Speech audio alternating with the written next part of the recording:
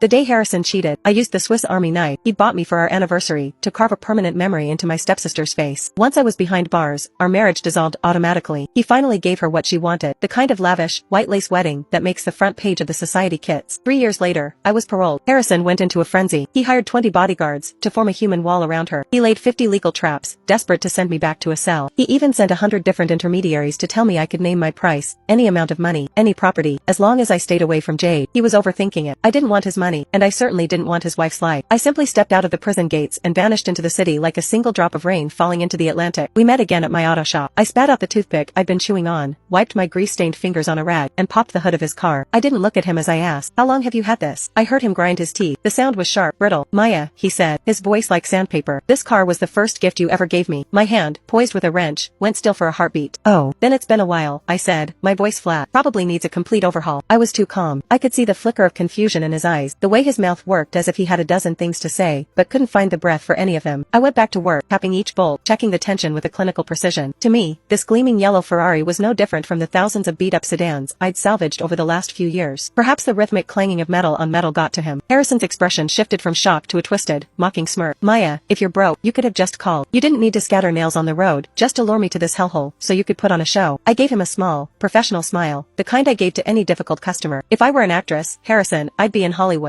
not under a chassis. You came from the East Side, right? The news reported a spill from a hardware truck over there this morning. You should be more careful." I picked up a rag to wipe the black oil from my knuckles. He stared at it. It was a faded pink towel, frayed at the edges, bleached nearly white from too many washes. Something in him snapped. "You used to be like a swan, Maya," he said, his voice rising. "Claustrophobia, OCD, a germophobia that bordered on pathological. You were the quintessential heiress. You'd spend 10 minutes wiping a speck of dust off your Louboutins. You once fired a maid on the spot because there was a single grease spot on the dining table. Now look at you. Hey, Maya, can you take a look at my AC? It's blowing nothing but hot air." The shop door groaned open, letting in the humid afternoon air and a boisterous woman in a loud floral shirt. She tossed her keys onto my workbench. "Sure thing, Mrs. Gable. Leave it with me. It's probably just a refrigerant leak. Easy fix. You're a lifesaver," she said, patting my shoulder with a meaty hand. She glanced at Harrison, then leaned in, whispering loudly, "Oh, you've got a fancy client? I'll let you get back to it. Catch you later." Once she was gone, I turned back to Harrison with a polite, distant smile. "Mr. Sterling, your car is ready. That'll be $20 for the tire plug." "You." He stared at me, looking as if I'd slapped him. He fumbled for his phone, his fingers trembling slightly as he pulled up his payment app. A notification chirped. I looked at the screen. He'd sent $500. "Mr. Sterling, you overpaid. Let me send the change back." I instinctively went to look for his contact info, then remembered. He'd blocked me the day I was sentenced. I rubbed the back of my neck. "Well, this is awkward. Could you show me your QR code? Didn't you say the car needs an overhaul?" Harrison's eyes were dark, unreadable. "Check the rest of the components. Is 500 enough?" I shrugged. "More than